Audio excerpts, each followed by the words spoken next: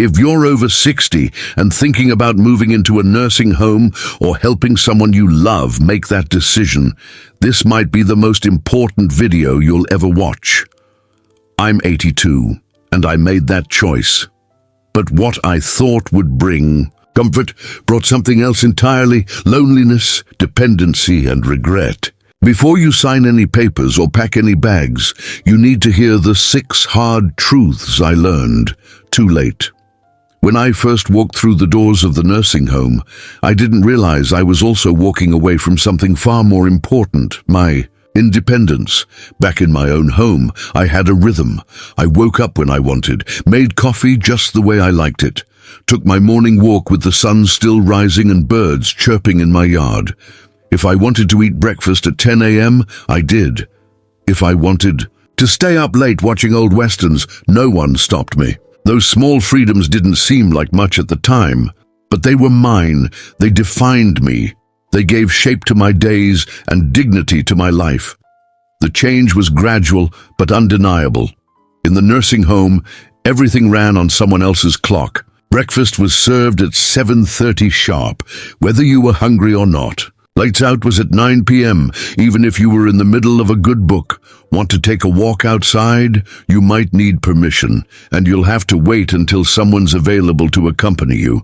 Every little action that once felt natural now required approval, and that's when it hit me. I wasn't living anymore. I was being managed. At first, I thought I could adapt. After all, they meant well. The staff was polite. The schedule was there for efficiency, I was told. But over time, I started to feel like a passenger in my own life. Decisions I once made instinctively, what to wear, when to bathe, even whether I wanted to socialize, were now filtered through routines I had no say in. The freedom to simply say no without explanation was gone. What makes this so damaging is that it chips away at your identity without you even realizing it. You start to question yourself. Am I being difficult? Am I asking too much? You stop speaking up. You stop resisting. You just comply. And in that silence, you begin to disappear a little more each day. One morning, I woke up and reached for a book that wasn't there. It was one of my favorites, something I'd always kept on my nightstand. But now, that nightstand was a generic plastic table with a magazine I'd never chosen and a calendar stuck to the wall I didn't ask for. I looked around the room and felt a wave of something I hadn't expected: grief. I grieved not for a person, but for a life. The life I had before this. A life where I made choices. A life where I could be spontaneous, independent, scientific. Studies back this up. According to the National Institute on Aging, the loss of autonomy is one of the primary contributors to depression in older adults. Autonomy isn't just a perk, it's a core part of mental health, especially in later life. And once it's gone, regaining it isn't easy. You might think, well, at least you're safe there. But safety without freedom starts to feel like a cage. No matter how padded the walls or how polite the caretakers, it's still confinement. If you don't get to decide how you live, that's not to say that nursing homes are all bad. Many provide critical care for those who truly can't live independently. But what no one told me, what I wish someone had warned me about, is how much of yourself you surrender the moment you move in. It's not about rebellion. It's about being allowed to live your life on your own terms for as long as you possibly can. Because once you hand over the steering wheel, getting it back isn't just hard, it's nearly impossible. And when your days start being shaped by routines you didn't choose, you begin to wonder, if this isn't freedom, then what is it? I wish I could say the loss of independence was the hardest part, but what came next was even more painful. When I first moved into the nursing home, my family reassured me constantly. We'll visit all the time. You'll never feel alone. This is just the next chapter, and in the beginning, they kept their word. My daughter came every week without fail. She brought cookies, pictures of the grandkids, and stories from the outside world. My The son called on Sundays just to check in. My grandchildren, busy as they were, still found time to stop by on holidays or birthdays. At first, I felt connected. I felt remembered. But slowly, the rhythm changed. Visits grew shorter, then less frequent. The calls started to feel rushed, like checkboxes on a long to-do list. One weekend missed turned into two. Holidays became promises instead of plans. And eventually, I was sitting by the window wondering if they'd even remember I was here at all. No one tells you how quickly the world forgets you when you're no longer visible in it.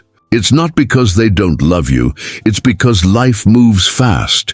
People get busy, kids grow up, jobs become more demanding, and when you're tucked away in a facility somewhere out of sight, it's easy to slip out of mind. That's when the loneliness starts to creep in, not as a sudden wave, but as a slow and quiet presence that settles into your bones.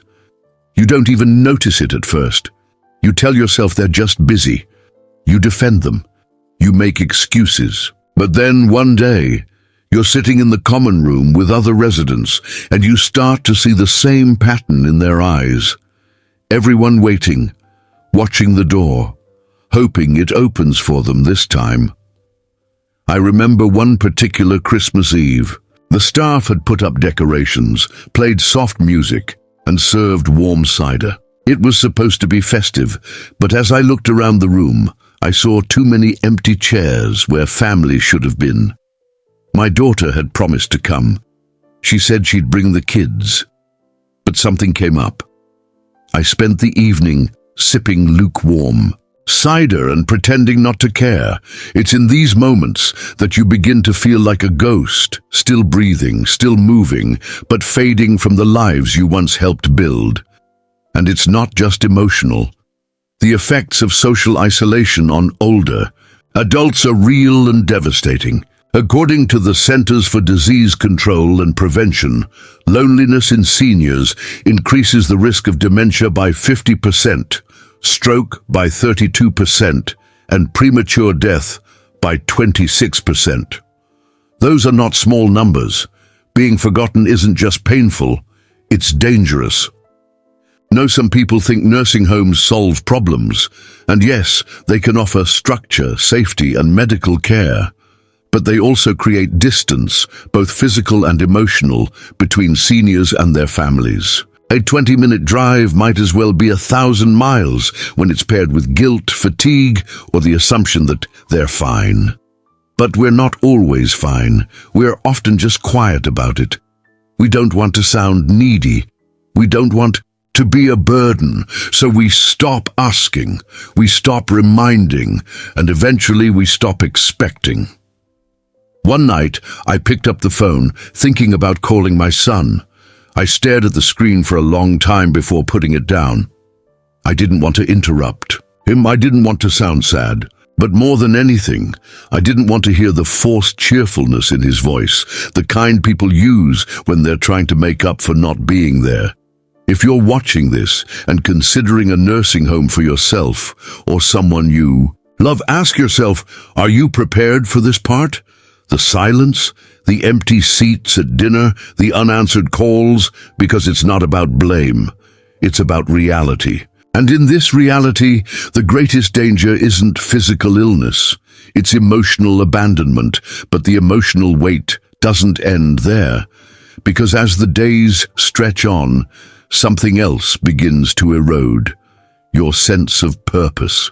One of the most unexpected things I lost after moving into the nursing home wasn't my house, my freedom, or even my routine.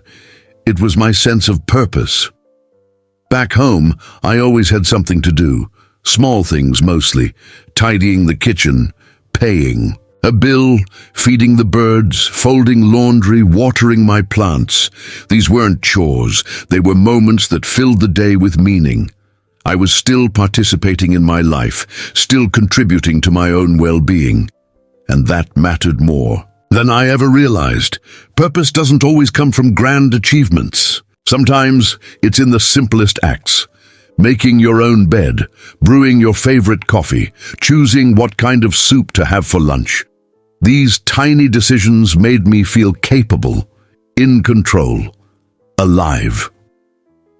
When I arrived at the nursing home, those responsibilities vanished almost overnight. Meals were prepared for me, laundry was picked up, beds were made by someone else. At first I thought, maybe this is a blessing.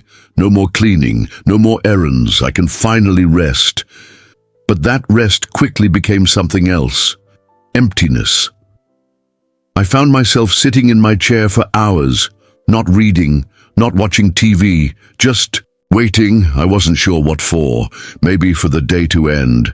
Maybe for someone to knock on the door. Maybe just for a feeling that I still mattered. I wasn't the only one. There was a man named George. He was 84 and had been a carpenter all his life. His hands were weathered and strong, the kind that once built homes, furniture, maybe even toys for his grandkids. In the beginning, he was friendly.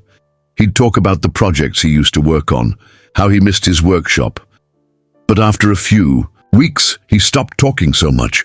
His hands, once always moving, now rested idle in his lap.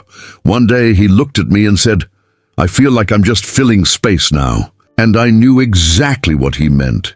Without something to care for, something to build or manage, time stretches out like an empty road. You lose your sense of direction.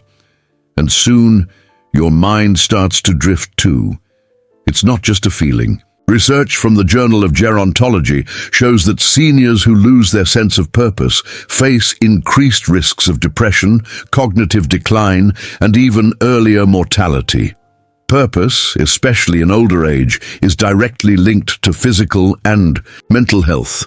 It keeps us sharp. It gives us a reason to get out of bed. The tragedy of nursing home life is that it's designed for efficiency, not fulfillment.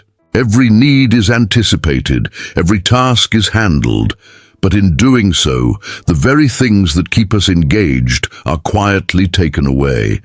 You don't even notice it until one day you realize you haven't done anything meaningful in weeks. Now, this isn't to say that structure is a bad thing. Many people need assistance, but losing your ability to contribute, to create, to choose, to decide, makes you feel less like a person and more like a patient. If you're considering a nursing home, ask yourself, or your loved one, what gives your life meaning today? If that answer involves autonomy, creativity, or responsibility, know that you may need to fight to hold on to those things, because once you hand them off, they don't often come back. Purpose isn't something you find once and keep forever. It has to be nourished daily. Even at 82, I still want to feel needed, and if that's taken from me, what exactly am I living for? But even with purpose fading, there was still more to lose. Before I moved into the nursing home, I wasn't in perfect shape, but I was holding my own. I could get up without assistance, cook for myself, stretch in the mornings, and take a slow, but steady walk through my neighborhood. I had my little routines, grocery shopping on Wednesdays, walking to the mailbox after lunch, doing light chores around the house. These weren't just tasks. They kept me going. They kept my muscles warm and my mind active. I thought that moving into a nursing home would preserve that. I imagined more time to relax, fewer responsibilities, and help when I needed it. I didn't realize that the very convenience I welcomed would become the reason my body started giving out. At first, it felt like a luxury. Meals delivered to my room, laundry done without lifting a finger, nurses available at the push of a button. But the less I did, the more I noticed something slipping away. I stopped walking as much. I wasn't getting up to cook, to clean, to move. I was sitting more than ever before, and it didn't take long before I started to feel it. My legs stiffened, my back ached. Getting out of a chair took longer. My balance began to falter. Things I used to do without thinking became small challenges, then big ones. The decline was subtle but steady. It wasn't just happening to me. I watched it in others. There was Alice, a lively 81-year-old who swore she'd never slow down. She walked the halls every morning when she first arrived, always saying, "I'm not going to rust in a chair." But over time, she started skipping days. Then she used a walker. Then one afternoon, I saw her being wheeled into dinner. She caught my eye and whispered, "I don't know when it happened, but I feel like I aged 10 years in 3 months." And she was right. That's exactly how it felt. The problem is nursing homes are built for stillness. You're not expected to do much, and eventually you stop wanting to. There's always someone nearby to help. But that help, while well-intentioned, slowly erodes your self-sufficiency. Harvard health studies confirm this. When seniors reduce their physical activity, muscle mass and strength decline rapidly, especially after 70. In just a few months of inactivity, you can lose what took years to build, and once lost, it's much harder to regain. What's worse is that many seniors mistake this decline for aging itself. But it's not always age. Sometimes it's the environment that accelerates the aging process. Because when you stop using your body, you start losing it. And when everything is designed to make life easier, you forget that moving your body isn't just about convenience, it's about survival. I look back now and wish I had fought harder to keep moving, even when I didn't feel like it, even when I thought I deserved the rest, because the truth is, I didn't need rest. I needed resistance. I needed to walk, to stretch, to stand, even if it hurt a little. That hurt would have kept me strong. If you're watching this and considering a nursing home, ask yourself, will you still have the motivation to keep your body moving when you're not expected to? Will you push yourself when everything around you says, "Don't worry, we'll do it for you," because once you stop, getting back up isn't as easy as you think. And even if your strength holds out, there's something else you may not be ready to lose, something more intimate. 1. Of the things I underestimated the most before moving into a nursing home was how deeply I would miss my privacy. At home, I had space to think, to breathe, to simply be alone when I needed it. I could close the door, sit in silence, take a shower when I wanted, use the bathroom in peace.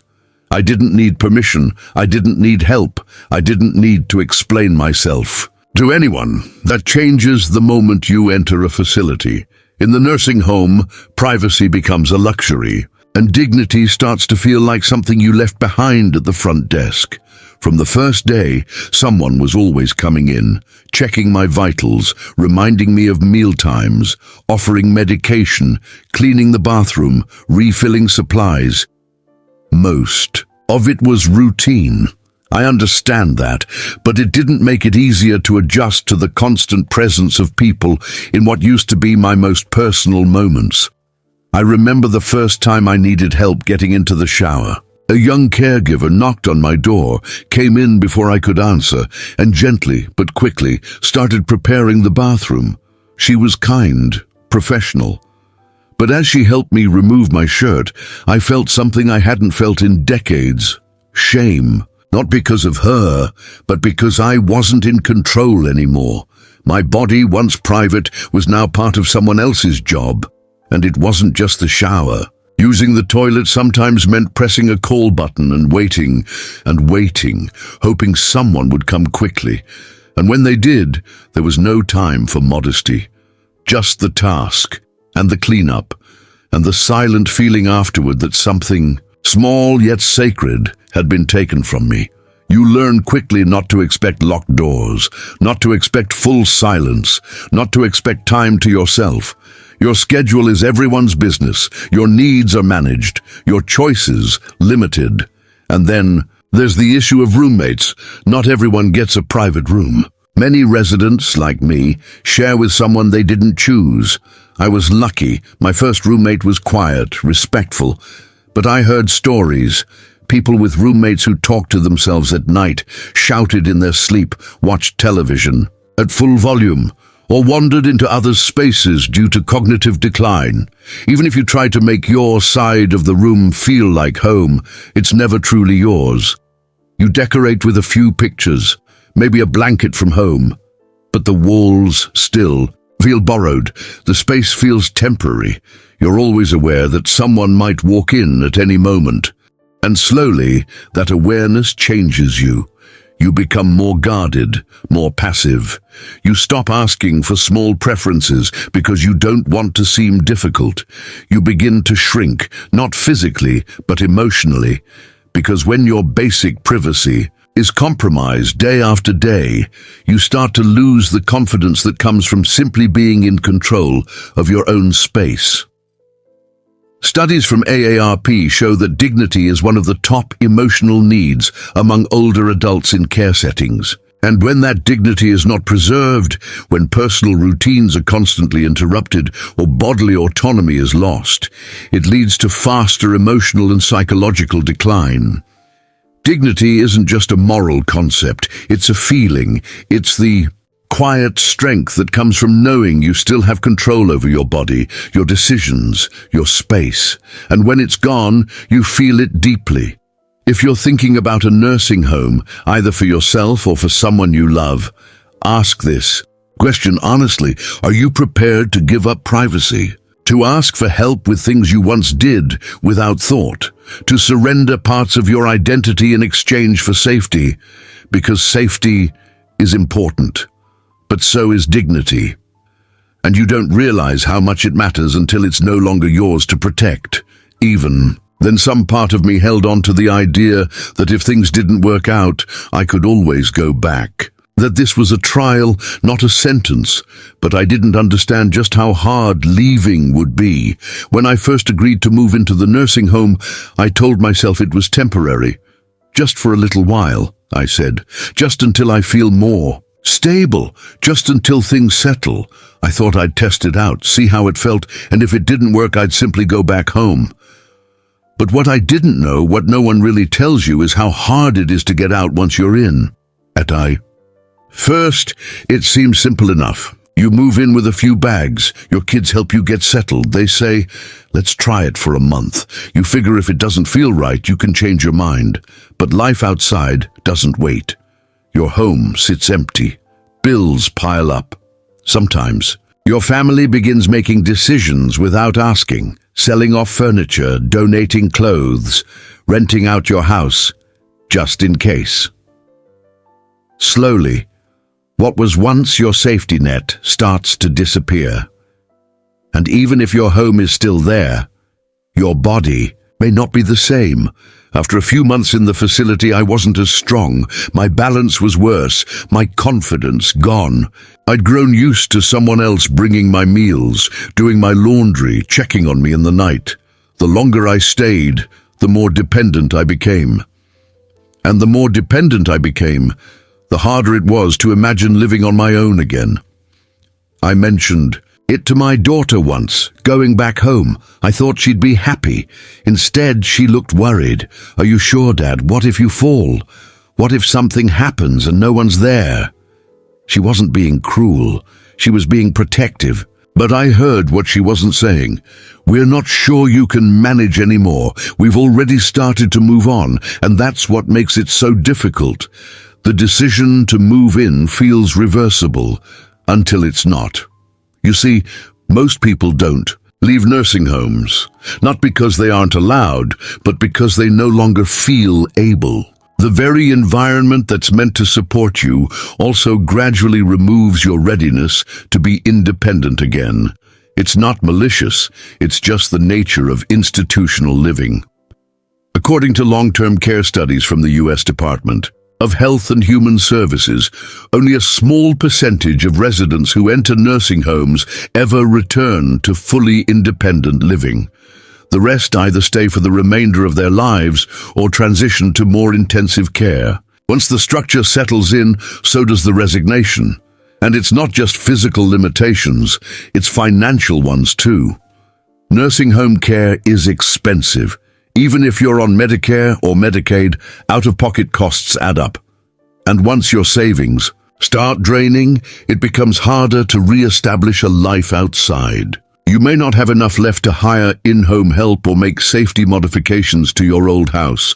The money goes fast, and the options disappear even faster. Emotionally, it's even tougher. there's fear. What if I fall? What if no one visits? What if I regret leaving and there's no bed waiting when I want to come back? So you stay, not because you want to, but because the alternatives no longer feel possible.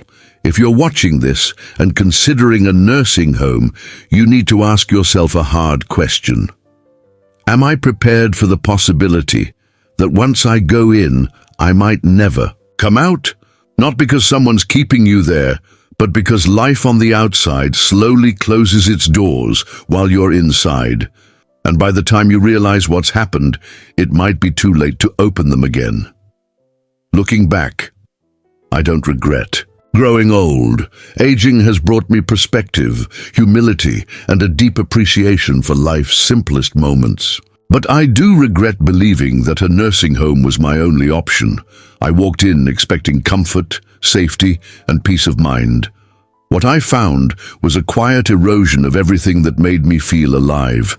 My independence, my purpose, my privacy, my strength. That doesn't mean nursing homes are inherently bad. Some people truly need the round-the-clock care they provide. But what I want you to know, what I wish someone had told me, is that you have more choices than you think.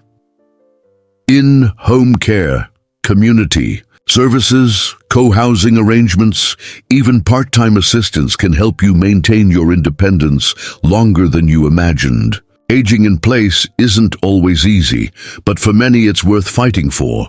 Before you make a move, take the time to ask yourself, am I choosing this because I have to, or because it's the path of least resistance?